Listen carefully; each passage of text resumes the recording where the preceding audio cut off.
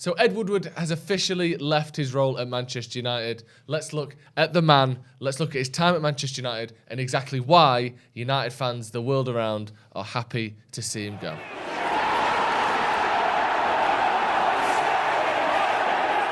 Hello, welcome to Stretford Paddock. My name is Joe. This is Jay. Ed Woodward, as you can see there, much maligned figure. Can't even go into his official title. What is his official title? Executive Vice Chairman. CEO, whatever you want to call it. Yeah, He's the only Executive Vice Chairman because he gave himself that title. Yeah, exactly, which is why it annoys me to say it. Has left Manchester United officially as of today. His time at Manchester United is done. I think he's still knocking about on the end of a phone line if someone needs a chat with him, if Richard Arnold starts crying when everyone falls out with him. But in an official capacity, Ed Woodward is no longer employed by Manchester United. Your quick thoughts on that? I mean, I'm glad. And me and you were on a live video when it was announced that he was leaving and we were celebrating that. We were laughing at it. What? Hang on a minute. There's something I need to check here. Go on. Breaking news. Let me just say this. It's trending here that Woodward, this is what I'm seeing on Twitter, Woodward has gone. What is going on, Jay? What is going on? TalkSport are saying that Ed Woodward has resigned from Manchester United. Get a fucking... Change the graphics, you bastard! Make them quick! What's going on? What's happening? Why? So he's breaking, right, let me just read this out. Read this. TalkSport, I usually don't have much time for, but I'm guessing they've got this one right. Ed Woodward has resigned as chairman of Manchester United. Woodward's decision comes after a backlash over the European Super League. TalkSport sources understand ding dong, the witch is dead. Woodward's gone. Say. Woodward's gone. What is going on? It was funny, and he is synonymous with a lot of the bad things that have happened to Manchester United over the last 16 or 17 years, But there is a part of me that's thinking, are we going to see much change now? Are we going to suddenly see Manchester United being run like a well-oiled machine with football and people making football decisions? Probably not. But I think what Ed Woodward has come to represent and what has happened on his watch means that him leaving Manchester United is a positive thing for me as a Manchester United fan. Yeah, me too. Let's have a little look back at the sort of his time before, immediately preceding Manchester United and during his time at Manchester United. For anyone who doesn't know the story of Ed Woodward, who doesn't know how he came to be the figure of, not necessarily hate, but sometimes hate. You know what I mean? It's not, you can put as strong a word as you want on it because he's been often vilified in his role at United and most of it, fair enough. So starting in 1999, he joined JP Morgan, which is where obviously he helped facilitate the buyout of Manchester United for the Glazers in 2005. He played a key role in the way that the Glazers bought the club, which has been basically the foundation as to why he's been seen as this villain for the last 15 years. He was the one that encouraged them to go with a leveraged buyout plan, which basically means buy the club with debt rather than money, which is putting the club in debt, making the Glazers, like we've always said, not own any of the club with their own money, not put any of their own money into the team. That is why this fundamental problem has been there from the very start, and that was basically Ed Woodward's idea.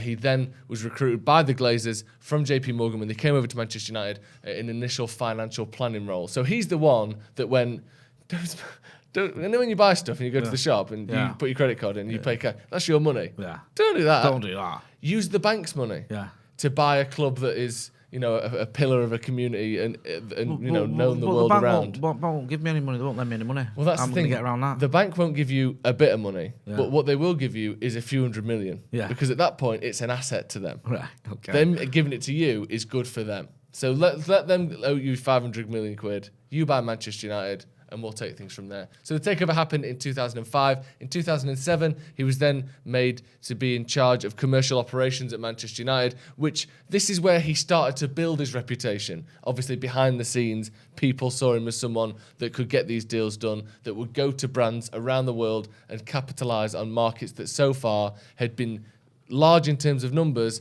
but small in terms of revenue. He would go to, I think India was a big one that was mentioned, where people saw him going to companies in India and saying, you want to put our badge on your vodka or on your tractor or on your pie or on your whatever it may be, you can do that. He was seen as a bit of a leader, which is why United's commercial revenue increased by 68 million quid from 2005 to 2012, which again, it's Man United.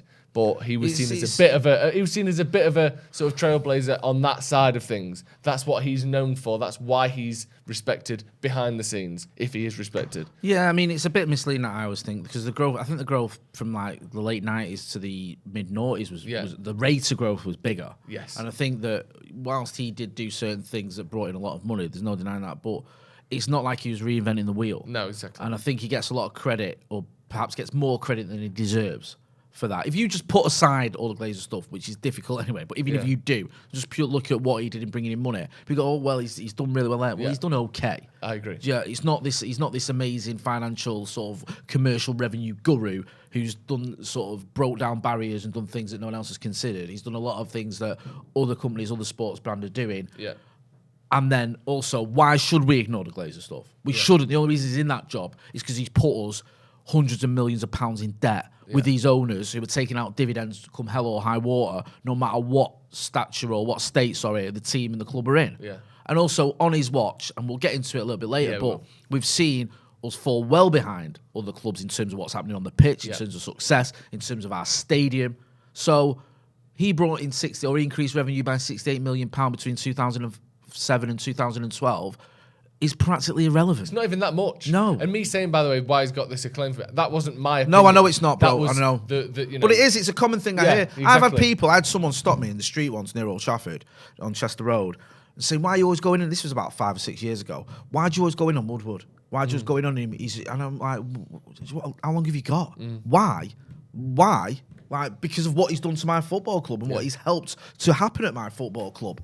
Oh, but he does this. Like, no, he doesn't. And you're like, if someone burns down your house and helps you sweep up the ashes, you don't thank him. Yeah, they burned down your house, but the house was worth slightly more when they burnt it down than when they got the matches. Yeah. Like, oh, cheers, mate. Thanks You made for the that. value slightly more of this house you've burnt down. Cheers. No, he doesn't get any credit in my view at all. And I think that I feel as a responsibility, I don't want to get deep, but as a channel, we have to say how we feel and what we feel about what he's done to our football club. This is an MUTV. I couldn't care less what Ed Woodward or Manchester United Football Club as a company think about me and my opinions. And my opinion, Ed Woodward, is he's been nothing but bad news for Manchester United from the day he got involved with us. Yeah, I completely agree. No, I completely agree. So in 2013, that's when he really took on the big role we know him for now, executive vice chairman, which I don't. Again, even that. I mean, why give yourself a title that no one else has got? Why can't you just be called like a CEO or chairman or whatever it is? Just say the thing that you are. Why does it have to be executive vice chairman? It's like a child. Yeah. It's like, I'm going to call myself Prince of United. Yeah, exactly. Well, you can't do that. It's a bit silly. All right, I'll call myself executive vice chairman. Do you have to? Yeah, I do. Yeah, I do actually. Okay, then. Go on. That was following David Gill's departure. That's when he really blew into the limelight, wasn't it? That's when he went from being, oh yeah, this Woodward guy's kind of a glazer man. He's done a bit of businessy stuff. That's when he became essentially the functional face of Manchester United. And he coveted that. And he put himself in that limelight. You remember he did a sort of back-to-back, I think there was 2 summers. I think it might have been 2013 and 2014 perhaps. Forgive me, I'm getting those dates a little bit wrong, but there was I think he did, on pre-season tour, he did interviews for 2 successive summers with MUTV. No, I don't think he did them with anyone else. And he made these comments, and the most infamous statement is, we can do things in the transfer market other clubs can only dream of. Yeah. And at the time, he probably felt quite confident in that. You're coming off the back of all the Ferguson success. You've got a strong squad. You've got a little bit of money, our money, by the way, not any of the Glazers, because they didn't put any in. You've got money to spend, and you're thinking, okay, now I can sort of say it with my chest out. And yet since that, or even, since he took over, we've just underachieved massively and overspent and spent in a way that doesn't make any sense. When I say overspent, I don't mean we've spent too much money. I mean, we've overspent on certain players, and we've not had any structure or strategy with our spending. So it's just left us miles behind where we need to be. It's been this sort of fantasy spending, hasn't it? Yeah. Where you go, he was a big name, or this guy, yes, he's injured, but he's going to come back good, or he's a big player, that's a big star, he could do it for us. They want him, so we have to get him. Like, there's been no consistent, conceivable structure that I can see where you go, this is the sort of player we buy, this is our type of target, this is how we're going to win trophies. It's been a scattergun approach at best, trying to appease managers that range from defensive tactical geniuses to go out there and enjoy yourself. We'll try anything and waste hundreds of millions of pounds in the process. Like you said, it's not that we haven't spent enough, we've spent over £1 billion, but most of it has been wasted. Yeah. And he's the one that oversees all of it. exactly. And one thing that I regret the day that the Glazers ever took over, but this shows how thick they are and how thick he is. There would have been a way that actually they could have taken over. United could have carried on winning trophies, and I'm not saying they would have been good for United. They'd never been good for United, but they almost could have had their cake and eaten it. They could have stayed out of the way and got good people to pretend that they aren't dickheads. And it wouldn't have been. They wouldn't have been as hated as much as they are. I think people still would have hated them because they put the club in debt. But you look at it, like you just said there, when he came in and when he took over in 2013, we had such a strong squad. We're coming off the back of unprecedented success over the last 2 decades. You've got a training ground at the time, which is, considered relatively cutting edge or decent. You've got a ground that needed work doing, it needed something doing to it, but it's still one of the most iconic stadiums in the it's still the biggest club stadium in the country. In the country, and you've just let the training ground just hasn't moved with the times. The ground is sort of almost at rack and ruin stages. It's just falling apart at one point where you had people getting soaked when they were going to the match. It's just ridiculous. You've not moved the club forward in that respect. The team has fallen way behind our rivals, and that's what makes it worse. Our rivals aren't, and it would have been bad enough if it was like Chelsea and Arsenal and teams like that it was in the past. But it's our arch rivals, the likes of Liverpool and City, who've kicked on. And we've not. And we've just stagnated with these sort of flights of fancy signings that, like you say, like fantasy football manager signings where you're spending, 80 million quid on this player, 70 million quid on this player, 89 million quid on this player. 500 grand a week on this player. Yeah, with no strategy, no structure. You've not got any sort of footballing people overseeing all this. You've got the likes of Woodward, who haven't got a jar of glue about football. You've got likes of Joel Glazer getting involved as well. And you've had these managers like you saying who've got one philosophy to the next, and I hate using that word, but I'm going to use it anyway.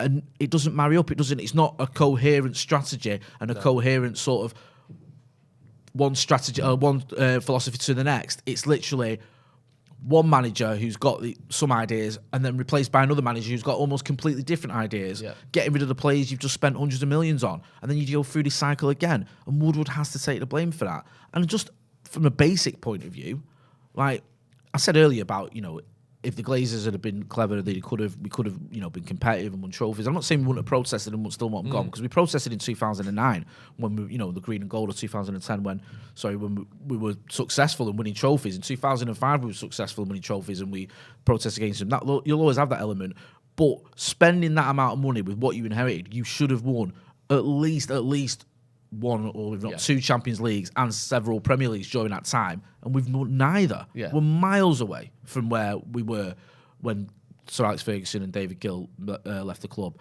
And Woodward's got to take responsibility for that, because he's the one that gives the interviews. He's the one that's the executive vice chairman. He's the one that says all these silly statements. He's the one going in the changing rooms after the win in Paris. Like, he'll happily say, when things are going well, look how great I am. So he has to take responsibility when things are going badly. And for the past 9 years, pretty much most seasons, they've gone badly. Here's the thing with Woodward for me. You can almost put, like you said, let's imagine you can put to one side the, almost kind of negatives of his character. The fact that he's willing to buy a club with debt, the fact that he's willing to bring in owners that have no idea about football into this club, which is the biggest in the world, the fact that you put all of those sort of the sentiment and the culture and the community of that club, just basically burn all that down because you don't give a fuck because it's just money. Let's put that all to one side for now. He's just bad at his job. That's the thing. From 2013 to now, he has proven himself to be bad at his job. So you look at some of the mistakes that have been made, like, again, I wouldn't say Paul Pogba has been a mistake, but he's not been worth 90 million quid. Di Maria, Lukaku, Falcao, Maguire, Fellaini, like all these. I know that some of that you can be placed on David Moyes. I know they had Thiago lined up and all this sort of thing. But you look at the transfers, Sanchez, these players that have just been wastes of money.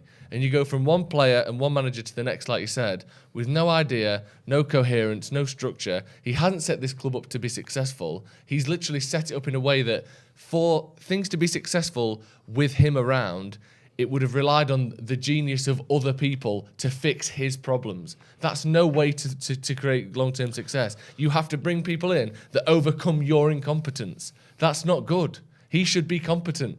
And he isn't. And he leaves the club in a worse place than he found it, with 9 years of experimentation to look back on. And that's all. At least have the awareness to know you're not a footballing brain. You don't have all the answers. You can't make the best transfers happen. You can't get those deals that you need to get, and not just the mega deals that anyone could get. Anyone could have got Paul Pogba for £89 million for Manchester United. It didn't take a genius to make that deal happen. Anyone could have got Romelu Lukaku for 80 million quid or whatever it was, 75 million quid. Anyone could have got Harry Maguire for 80 million quid, or even the likes of, Aaron Wan-Bissaka for 50 million quid. Those weren't deals that, he deserves credit for helping to facilitate, because without him, you wouldn't have been able to do that. Me and you could have walked into United and gone, right, I can get you Harry Maguire for 80 million quid, give me the phone. And Leicester would have gone, yeah, we want 80 million, right, sound, done. So he doesn't deserve credit for that. And look at any marker you want to judge him by. Where is the success?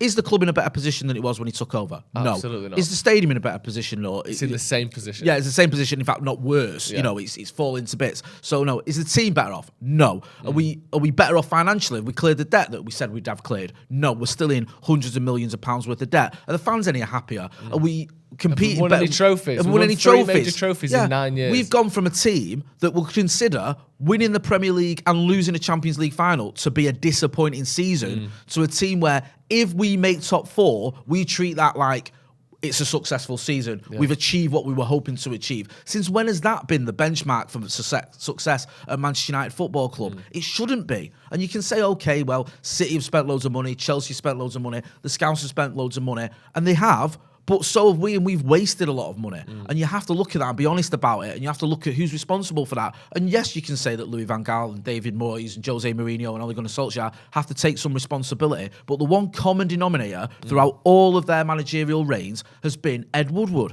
And we've been waiting for someone to come in who knows about football to take over more responsibility when it comes to transfers and things like that. And we've had these names bandied about. We were going to have a director of football years ago, and I think it happened last summer that John Murtaugh's come in. But why didn't that happen years ago? And because it didn't happen, you have to look at him more so and say, okay, he's the one that was there. He's the one that, I think Jamie Jackson did a piece in The Guardian where he called it the Ed Woodward era. You say, you look at post-Fergie, it has been the Ed Woodward era. Definitely. Well, I'm sorry, the Ed Woodward era has been pretty shite. Yeah, it has. And let's look at the end of the Ed Woodward era then, because it's not as though he's gone, you know what, I've taken this club as far as I can. I admit I'm not the right guy. Basically, they tried the Super League, it fucked up, and he wanted a little bit of good credit, so he went, I can't deal with this Super League stuff. When actually, everyone knows behind the scenes, him and Joel Glazer were the two people trying to get this over the line in the first place. He was the fall guy for the Super League protest, wasn't he? Essentially, that's how he's left. It's not some, well done to Ed Woodward. At least at the last moment, he realised there was a moral problem. He would have happily gone along with that Super League stuff. He was well involved in that. And it was only the fans and the protests of football fans generally and United fans that basically went, this is too much for me. I can't deal with this. Not any of it has been, there's no pat on the back. There's no, you know what, at least you did. There's nothing like that, is there? No. He leaves in a cloud of shit that only was helped by the small amount of power football fans still have left. Exactly. It's like, if he had have got his way, the Super League would have come to fruition. Yeah. And it may well do one day. Yeah. Don't count it. I'm not counting it out, and I hope that it doesn't, because I think it was a terrible idea. We were sort of speaking about it constantly when it was happening, and we were, praising those protests and took part in protests and stuff, and rightly so. And it's not something I want to see come back, but I'm scared it might do one day. But yeah, the idea that he didn't know about it, or that he was against it, is just beyond ridiculous. Yeah. This is the sort of thing that he promised and he said would happen. There's footage in the videos of him giving these meetings and talking to the shareholders or whatever, and talking to the staff and talking about where, he sees football going in the future directions, and he more or less says that this is what's going to happen, and yet people are acting like, or certain people are acting like, okay, he wasn't really on board with that. Of course he was. Of course he thought this was going to work. He just underestimated the power of fans, and that's what Ed Woodward has done throughout his time at Manchester United. He's underestimated the Manchester United fans. He's underestimated what we expect from the club. He's underestimated what our passion for the club is. He's underestimated our knowledge for the club. I think he genuinely thinks United fans are all just fickle and thick, and we won't care about what happens to our club as long as we've got a great big shiny new signing to show at the end of it. And where have those shiny new signings got us? They've got us nowhere. And this is why when Ed Woodward announced, or it was announced that Ed Woodward had been sacked or was leaving, however you want to term it, there was a lot of celebrations. Not because we suddenly think our football club's going to be saved. It's just because we're glad to see the back of him. Yeah. And I think that's a perfect way to wrap up the video. Thank you very much for watching. Hit the subscribe button if you aren't already. Let us know your thoughts on Ed Woodward below. And obviously Richard Arnold, who's coming in to replace him. Slight structure change, like you said, with Murtaugh and Fletcher underneath. Some room for optimism, maybe. Although we'll see. We'll be patient. We'll give him a week before we start laying into him. Exactly. Thanks very much for watching, and we'll see you in a bit.